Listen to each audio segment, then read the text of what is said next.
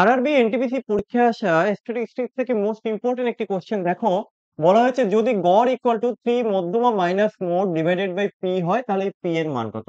আমরা জানি, কি জানি বলতো? Mode, M O D, mode equal to 3 median, 3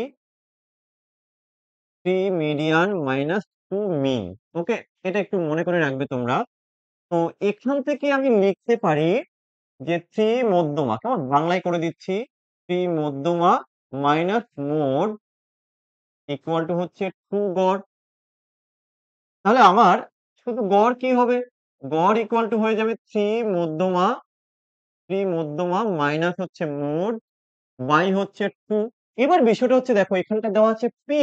তাহলে আমাদের নিয়ম অনুযায়ী বলতে পারি এই পিটাই তো হচ্ছে 2। এখানে পি দেওয়া আছে।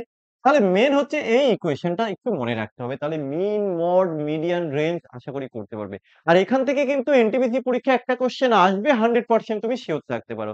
ভালো লাগলে চ্যানেলটিকে সাবস্ক্রাইব করে পাশে থাকো।